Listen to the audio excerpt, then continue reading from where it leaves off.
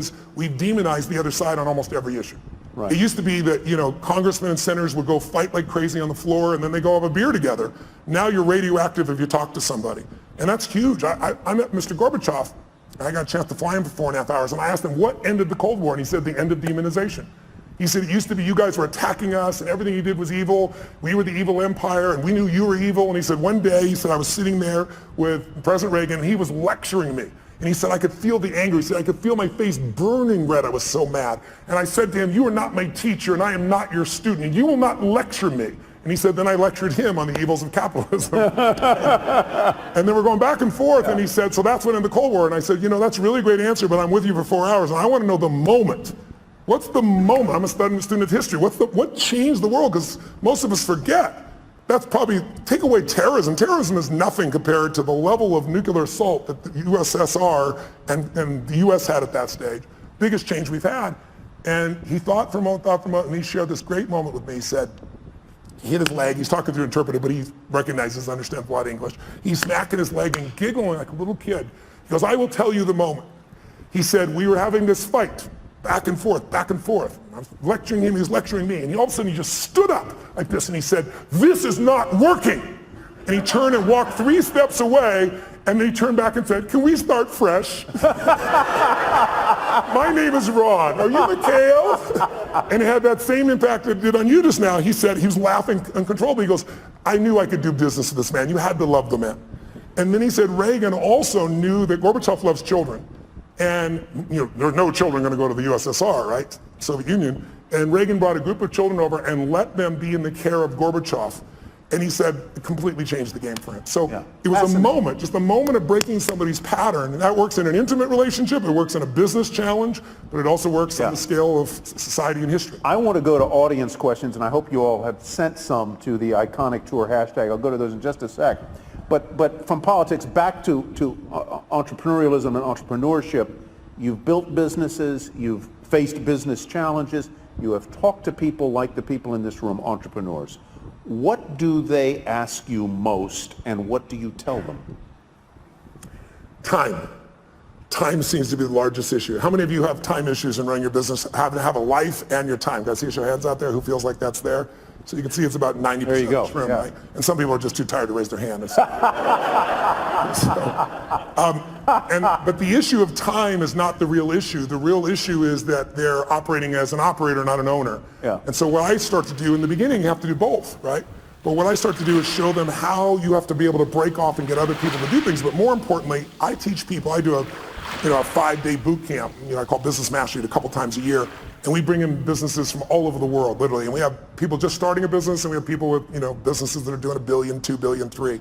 And what you find is that there's a common pattern amongst all these group of people where they find themselves, if it's a small business, they do everything because they figure like they're the only one who can do it, or they tried someone else and they failed. Well, that happens in every business. You have to begin to leverage yourself, or you're just going to be self-employed, and you'll never have the scalability. A business is a system that adds value even when you're not there. And you as a leader have to get good enough to both hire people and train people so that you're not a manager. A manager works with people to make sure they get the job done while you're there. But if you have to be there, could I run 33 companies? I mean, every 4 days I'm on a plane, train, helicopter on stage somewhere on average in a year, and I got 33 companies. There's 12 I manage directly, but I couldn't do that by management. I do it by leadership. I build leaders who can make their own decisions. I hire people that are the best of the best. Now in the beginning, that's hard because you have no money, right? So you hire the best, it's called you, and you pay them nothing, right? And then now you try to hire other people, and what do? You hire your friends, which is a disaster because they're not as skilled, and you love them, and it's hard to manage them. And then I hired people that were really talented, but they were mean, they didn't share my values.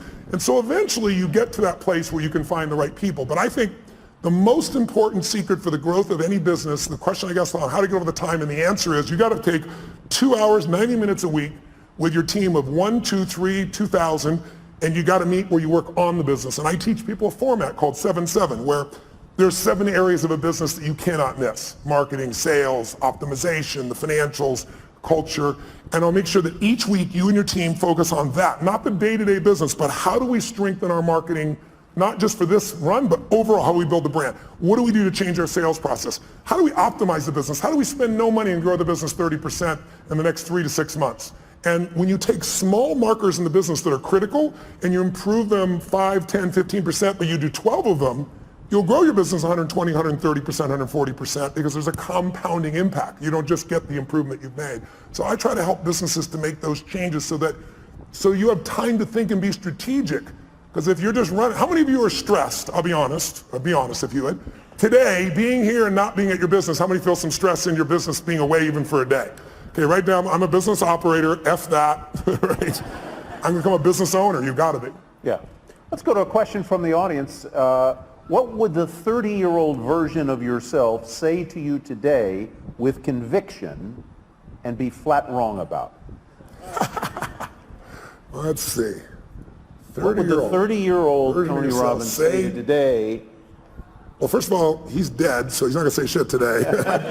I buried him a long time ago. It was on 57. I would say the 30-year-old would say, this is what we're going to do this year, and it would be these huge numbers. And I developed a principle around the time I was 30, which is most of us overestimate what we're going to do in a year, and we underestimate what we're going to do in a decade. And a decade happens that fast. You'll blink your eyes and the decade will be here. That is a great point. I really, truly, everything I do is long term. I think it's the biggest challenge we have in corporate America is everybody's looking at the next quarter. Instead of the best business people, the Mark Benioffs, the Steve Wynns, the Peter Gubers, the people that I hang with, they all are decade-long people. When I was 14, I said, this is how my life's gonna. I decided. I said, in my 20s, I'm gonna help. I want to have the skill to help anyone change their life. If I'm committed and they're committed, it's going to be done. I'll have the ability. So I got to build to that, which I did. And I said, in my 30s, at 14, I said, I'll do that with groups of people instead of one-on-one. And then in my 40s, I'll do it with big groups. In my 50s, I'll do it with companies. In my 60s, I'll either do it in government as a servant there or in a religious context, because I'm a spiritual person, but I don't tell people what to believe religiously. But at that point, I've lived long enough, maybe I will. Would you ever run for office?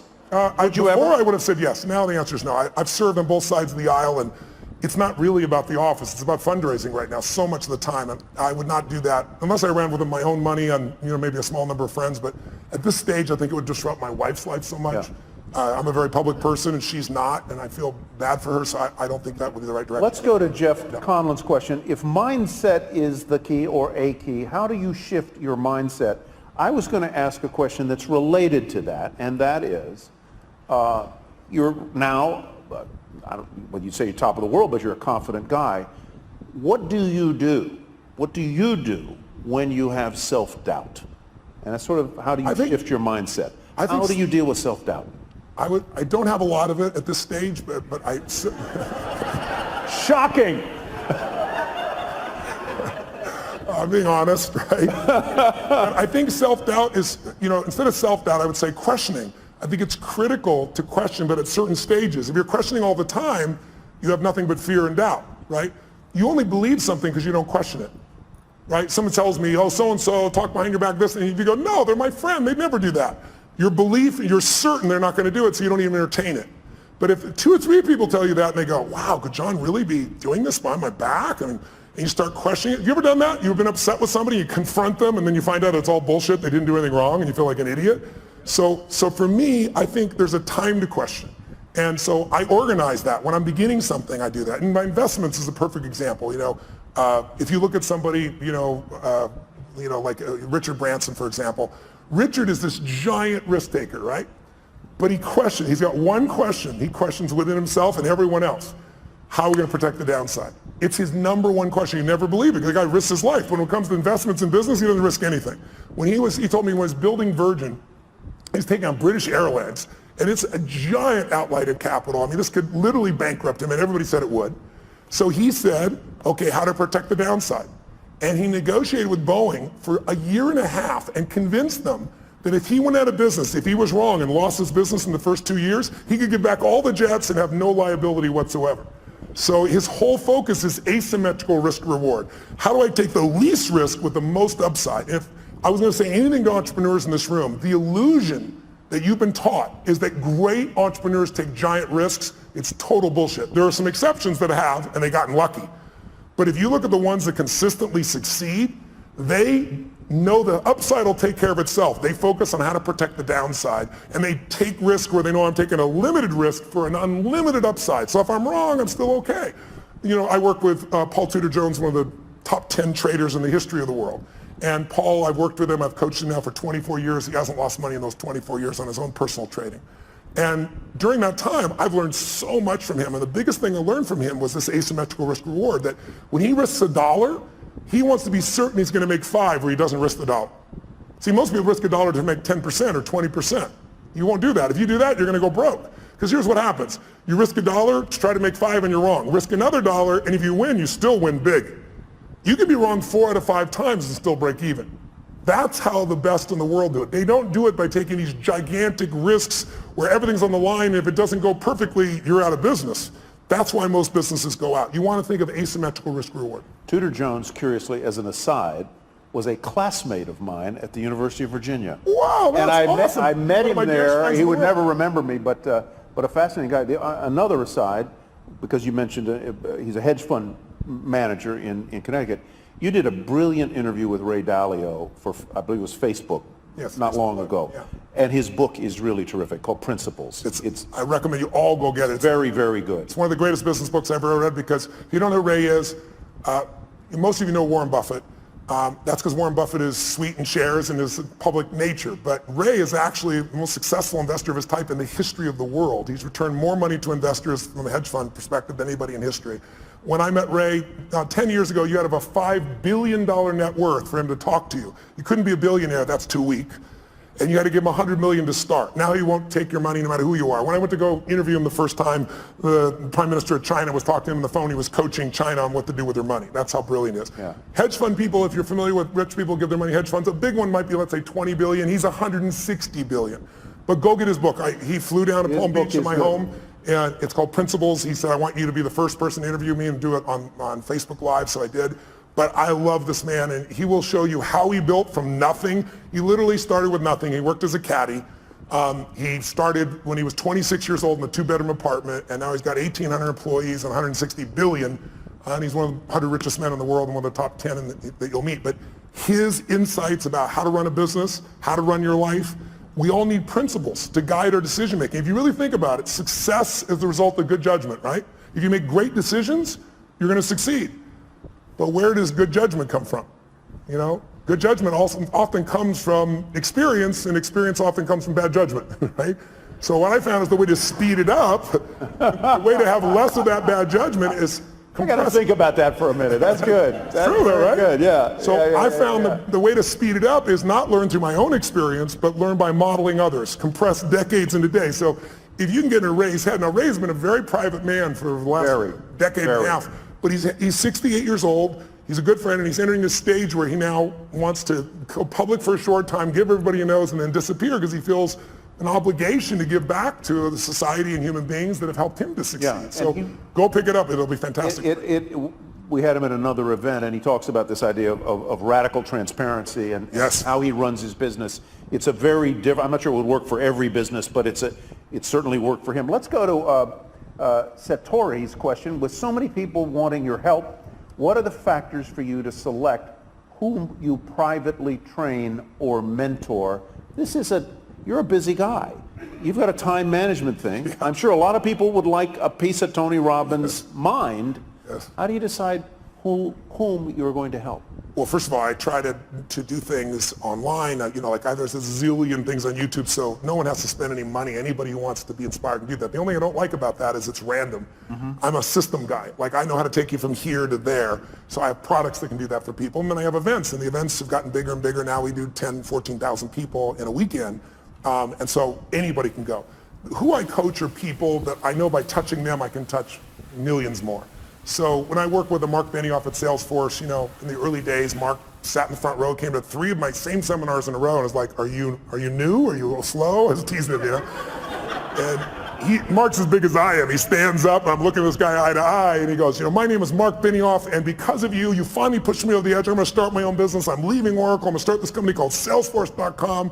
And he said, and you mark my words, we're going to change business around the world. We're going to do $100 million in business. Well, this year he's going to do 10 billion, right? So he's grown a little bit. But when you're around people like that, you get to see what the distinctions are that separate people. You get to see what makes them stand out. And by coaching him, I'm able to affect everybody, not only all of him and his employees, because he's that kind of owner, right? He's a leader, but also he's a leader in the social community. He's very conscious about that. And everybody from Facebook to Apple to GE, their back end is Salesforce. So impacting him impacts many other people. And then I just pick people who I feel the need is. I mean, somebody stops me on the street, my wife will tell you I can't not help. I got to help someone. Now I may have limited time, so then I'll invite them to a seminar or send them a book or a package or something, so I can give them a guide to go to the next level. So I don't ever say no, but I can't coach everybody one-on-one, so I try to do it in groups where there was a wonderful anecdote I read, since you brought up Mark Benioff, that I guess he was a guest at your home or resort in Fiji, and in the middle of the night,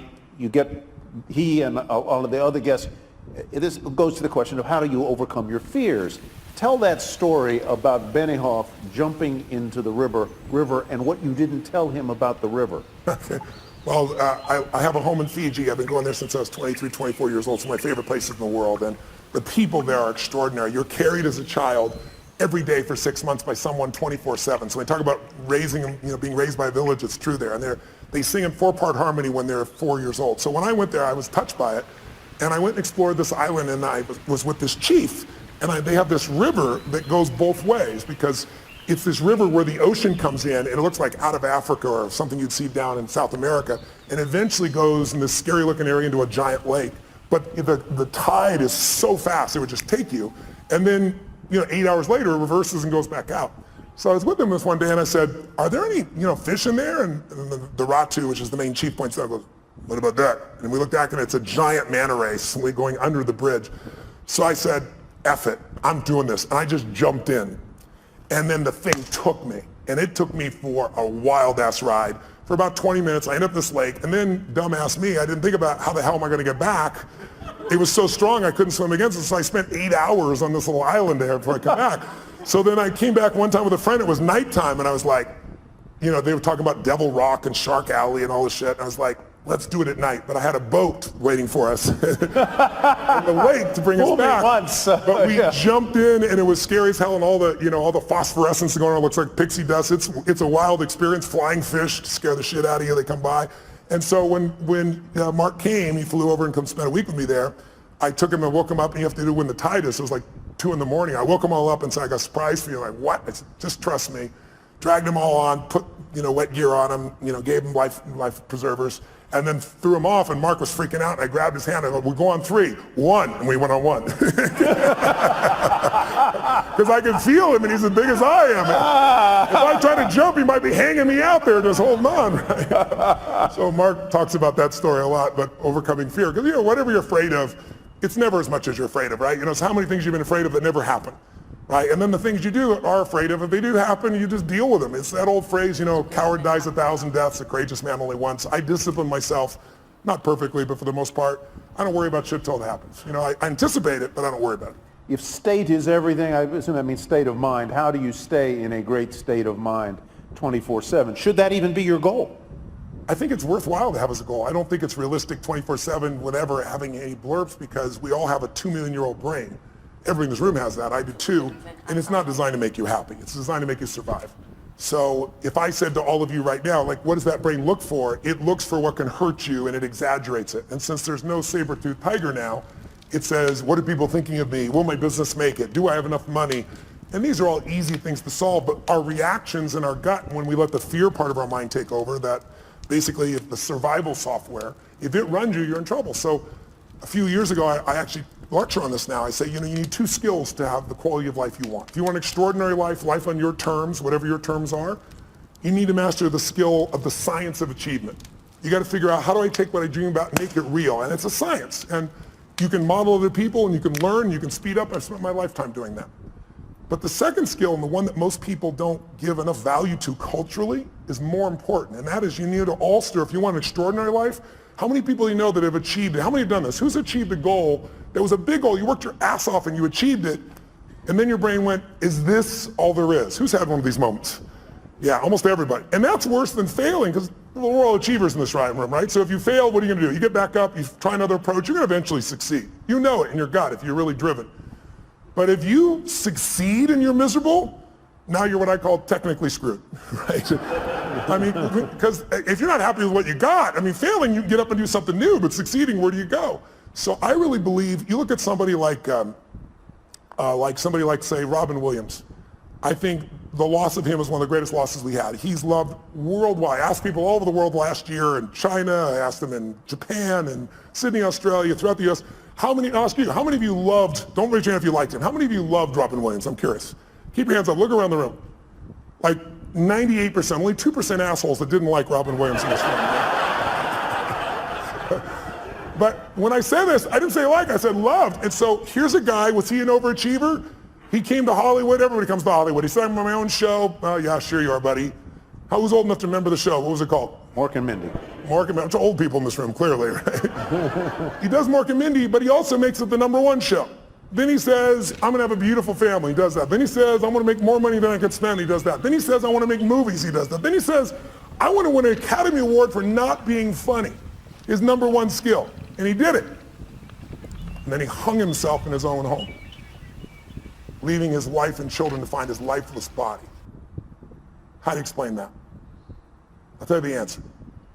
He made everybody happy but whom? And his wife said he had Lewy bodies and upsets in his brain. That's all true, but he used drugs and alcohol his entire life. He suffered his entire life, made everybody happy but himself. And so I love the guy. One of my birthdays, I was at TED and I did this talk, which was very popular, and he came to my birthday party. A bunch of guys took me out to dinner that night and jumped on top of the table and sang happy birthday as a Russian woman and then as a Chinese man. And you know, I've never lost a suicide, knock on wood, out of thousands. We've made films and follow-up, but I had no idea that's where he was. But I look at a man like that and I say, he's a warning as much as we all loved him, even more so because we loved him. I know none of you are going to kill yourself. I'm not worried about that. But a lot of people live a long time, but they don't really live. You know, because they let their stress and their frustration, you know, I always say achievers don't get fearful. We're all achievers, right? We don't get fearful, we just get stressed, right? Stress is the achiever word for fear. Because when I say to you, what are you stressed about? Well, I got to do this, I got to make this thing happen. What if you don't? Well, I got to. Well, what if it'll fall apart? What if it falls apart? Then it'll fail. What if it fails? Then I'm a failure. What if you're a failure? And now if I follow the trail of your stress, it'll take me to your deepest fear. And the only way to have your life work is to face that fear and push through it. What is courage? Courage does not mean you're not afraid. It means you're afraid and you do it anyway. You're scared shitless, but you do it anyway. And I think if you're going to succeed at the highest level, you've got to face those fears. Leads right to the next question. Based on your experience, what are the top 3 characteristics to have in order to be successful? For these type of people, what does success look like? What does it feel like? What are the characteristics that can get you there? What success looks like and feels like is different for everyone because we all define success in a different way. So I leave that to them. But what does it take to succeed? That I can tell you because I could be an idiot at this point. But when you've been with 50 million people, 4 million in live seminars for days and nights and days and nights, I know that whatever we do, it's the result of our patterns. It's not us. There are certain patterns that'll make you angry, they'll make you frustrated, they'll make you pissed off. And there's certain patterns of thinking and feeling and using your body that'll make you playful and fun and grateful and excited and passionate. And if you think it's you, because you've done a pattern so long, it's hard to change yourself, but it's easy to change a pattern. Where do the patterns come from? We learn them through our conditioning. When you first are born, you can do anything and you're loved. You can, scream, yell, go to the bathroom in your pants. Try that when you're 30, see if it works, right? But you learn very quickly as time goes by, your love for nothing as a baby, right? Your love no matter what you do, because your mother's, got oxytocin. She's drugged, natural drug in her body. Men get it too, but women get 10 times as much. That's why a healthy woman cannot leave her child. A healthy man can, but a woman can't. Right? She's biochemically healthy. And so you look at this and you say, what are the 3 things needed? I can tell you what they are. The number 1, I love intelligence. I love wickedly intelligent people. I try to hire as many of them as possible, learn from them. But what's more valuable than intelligence is hunger. You find, if you looked at what's the common denominator between Richard Branson, Mark Benioff, you give me your list of whoever it is, I guarantee if you dig underneath, their hunger has never gone away. Some people get hungry because they got a goal to, achieve something or get in a swimsuit by a certain date or some stuff, but that's not an identity change, right? These are people that are like myself. I'm hungry today at 57 more than I was at 26. I feel in me. And when I say hungry, I'm hungry to contribute, to learn, to grow, to make a difference. I'll never settle less than I can be or do or share or give or create. And everyone I know that's successful, that's the driving force. Because with that hunger, you can get the skill. With that hunger, you can figure it out. There are a lot of very smart people who can't fight their way out of a paper bag in a pragmatic way. And they got, great transcripts and shit like that. I went to Harvard one time and I spoke, and right before I spoke, they had voted at Harvard Business School to not release anyone's transcripts to the recruiters of the businesses coming in, to block it. And the argument was, your education is more than just your grades. And I went berserk. I got up there, first of all, they said, Tony, I expect to be, 1,000 people there, a couple thousand people there. And they said, no, Bill Gates was here, we have 300 people, it's gonna be much smaller. But we ended up with about 1,200 people, standing room only. And they gave me 30 minutes, and of course I went 3 hours. I did, no one left. But one of the first things I did, I said, what is this bullshit I'm reading? This was in the paper that day. I said, listen, I'm not trying to be disrespectful, but you've been disrespectful to each other. I said, if you're not willing to show your transcripts, I agree with you. Your career, who you are, is more than just your degree here. But you chose Harvard for a reason. And there are people here that have worked around the clock and gotten, 4.0, and you got yourself a 2.6, and you're going to block them because there's more of you than the 4.0. It's not going to work that way when you get in business. When you get in business, you guys who are doing this right now, you're going to be judged on one thing, results. And your grades are the results in this context. And if you think your grades are not it, then convince me as the interviewer that the grades are a part of it, but there's so much more you've done. If you can't do that, you're never going to make it. I said, you guys, anybody voted for that? Just count on a future that is full with pain. And the room was like, it was pretty intense, I guess. I thought it was pretty soft, personally. And then all of a sudden people stood up and they did a standing ovation, and people said, this is bullshit, because this is what happens sometimes in a democracy. Sometimes in a democracy, the lowest level standard is what becomes natural. We're seeing it right now on the political side. We're seeing people that, in Berkeley, the home of free speech, people throwing things, burning things, destroying things, who are supposed to be liberals, who should be open for open speech. And then you see conservatives that are just as dumb, saying things that are inflaming people. It's not one side or the other, it's us as a society. We gotta shift it. We gotta go from demonization to saying, let's say it's a fight over guns. Very emotional fight. What's the problem? We demonize each side. Nobody in this room, whether you're pro-gun or against gun, whether you want gun regulation or not, there's nobody in this room that doesn't want their children or their friends or their family safe and protected.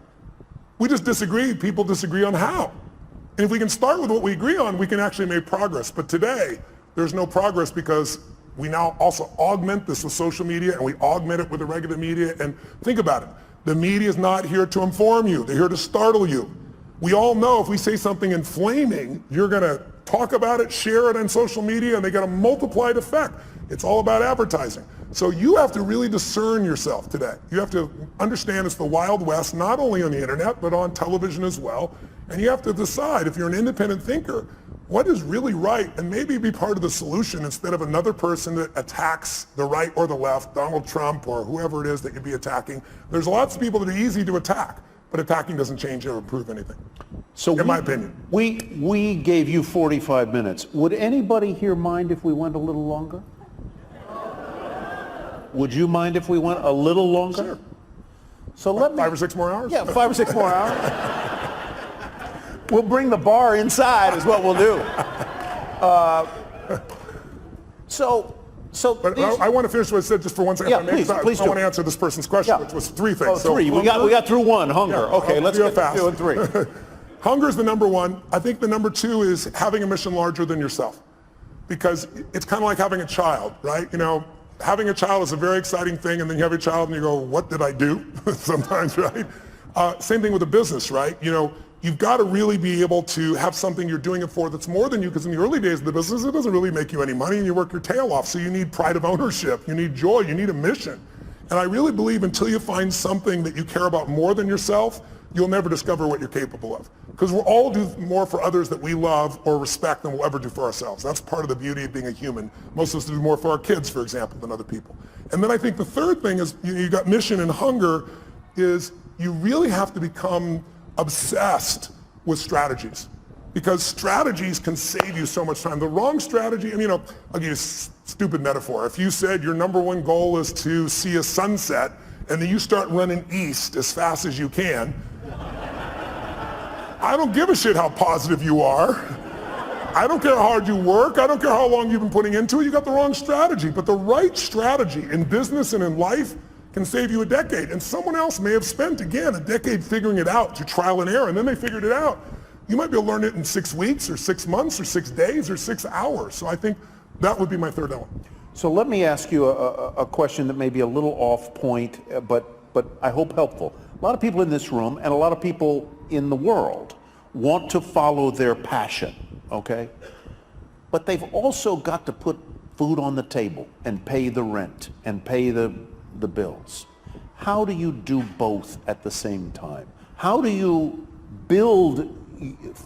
have your mission, have your passion, and do that when you know the world is a tough place, hard to make a living, hard to pay the bills, places expensive? How do you do that? How do you thread that needle?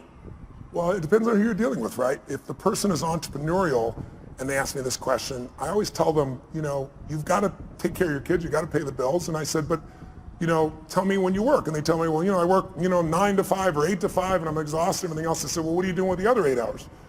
Because that's what I did. I worked as a janitor all night long, middle of the night, everything else. I could compress time there because it was based on results, not time. So if I could do a great job in shorter time, I had that time. But then, what I start doing between, 7 o'clock at night and 2 in the morning, which is pretty much the time I worked, that's when I was developing myself, getting the skills, learning, educating, starting the business. So I think people just have to realize it's a gut-wrenching process. Entrepreneurship is not for everybody. Most people fail in entrepreneurship. The vast majority fail. 96% at 10 years, but what happens after 10 years? All clear sailing after that?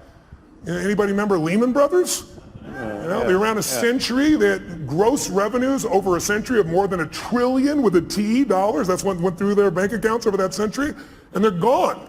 So I don't think it's right for everybody. I think you have to really be clear, is your personality the right personality if you're going to begin in this area? And then if you're going to work for somebody else, you can still become financially free, but that means you got to stop being a consumer and become an owner under entrepreneurs. You want to own businesses, right? Get out of just being, don't just own an iPhone, own the company, but not just Apple, obviously. But how do you keep your energy up and your enthusiasm up? How do you do it? I'm wired for it. It's my nature to some extent, but also the other part is I get to see results. I mean, who here has been touched by my work before? I'm curious. Anybody in this room? So look around the room, and how's it hard to be inspired when I'm in a room and a third or 40% or 50% have used my work? And so people come up to me every day, dozens of people a day if I'm traveling, and they tell me the most amazing stories. Outside my children and my wife, that's probably the greatest gift of my life. I never get tired of hearing it, and it just makes me want to deliver more, give more, have more impact. Yeah. You get the last word. Tell them what you want them to know. Well, if you're entrepreneurs out there, here's what I'd say to you. I'd say, don't be so damn hard on yourself. I know that sounds counter to being an achiever, but when you're beating yourself up, you're sucking out the energy you need to move forward. It's kind of like, I always tell people there's so much energy, and I've built mine. I do a lot of things to build my energy to be incredibly strong and have really strong endurance, because to me, energy is life.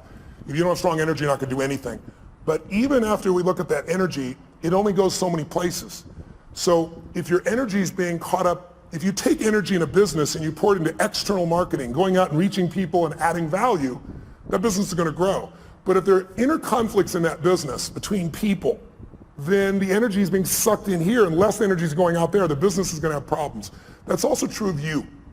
If you allow your disappointments to create these inner conflicts and fears and you let them run wild within you, they're going to suck the energy out you need to go to the next level in your business. You have to discipline your disappointment now. Mine is the 90-second rule. So watch this. Try something real fast. Look around this room. I'm going to give you a test. Look around this room and see everything that's brown. I'm going to test you in a moment. Look behind you, look around you, look at clothing, look at people, look anything that's brown. Brown, brown, brown, brown. Record it in your mind. Close your eyes. Now, with your eyes closed, tell me everything you saw just now that was red. If you see more brown than red, say aye. Open your eyes, look for red now. Really look for red. Look for it anywhere you can find it. Look around you, look beside you, look at the front, the back. How many found more red this time? Raise your hand if you did. Say aye. Why'd you find more red this time? Because you told me to. Seek and ye shall find. But here's what's amazing. Seek and you shall find even if it's not there. I'll prove it to you. How many saw beige shit, called it brown just to feel successful? How many saw burgundy, called it red just so you can count more pieces?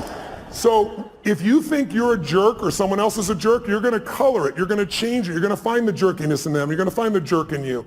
It's really important that you manage your mental and emotional state because you are the business. If you are the leader, your responsibility, your job, your opportunity, your privilege is to be able to truly lead. And you cannot lead if you're living in fear. You cannot lead in a place of constant uncertainty. We all have uncertainty at times. But if you watch an athlete go out to shoot a free throw or a kicker in the NFL to go kick the ball, how many of you have seen that person, they're about to kick it, they're about to shoot it, and you go, they're going to miss it, and you know they're going to miss it. Who's experienced this before? How did you know? You could see in their body that they're missing the core ingredient, absolute certainty. You can have the great skills in the world, but when you lose that certainty, the athlete goes down. That's usually when I get the call. I got to rewire them and get them back where they can execute at that level. So be kind to yourself, as corny as that sounds. Not to be kind to yourself, but so there's more energy available to solve the problems and to build the business and to meet your mission. Because the time you're beating yourself up, you're trying to prove to yourself you really care, but meanwhile what you're doing is sucking the energy out of your growth. I had somebody who embezzled some money when I was a tiny company, like one of the companies was $3 million. And the guy embezzled $250,000, and I was $758,000 in debt and thought I was in profit. And in those days, everybody told me I'd have to go bankrupt. And I remember I was just like so angry. There's so much anger because my business was like my child. And this guy tried to kill my child, So I was chasing him into Mexico so I could beat the hell out of him and put him in prison. And then I realized in the middle of this stuff, I got to let go of this because while I'm busy being angry and pissed off, the business is going to go under. I'm chasing birds. What am I do when I catch the bird? I got to focus on how to add the value. And so take your energy. That's all you have in this life. And invest it in the things you love. In those you love, in the mission of your business, and in your clients. If you fall in love with what you do, who you do it with, and who you do it for, there'll be no limit to your impact. But you got to be willing to do it for decades because it's all bullshit. Maybe you'll hit the lucky thing and it'll happen in 12 months. But even if you don't, even if you did, I got a friend who's one of my partners in the LAFC and so forth, Chad, who started YouTube, for example, and $1.6 billion in 18 months, 24 months, that type of thing. It's not always the best thing because ultimately in life, whenever you meet people who have succeeded, almost always we talk about the toughest times and laugh and remember because in order to have a foreground, you need a background. And to appreciate the foreground, you need a background. So I found that the most difficult times have been the best times because they've made me appreciate what my life is like today. And I hope you'll just take care of yourselves. And I hope today, this whole day, all the speakers, and hopefully a little of our conversation has been helpful too. And I thank you for letting me address you. Thank you so much. Loved it.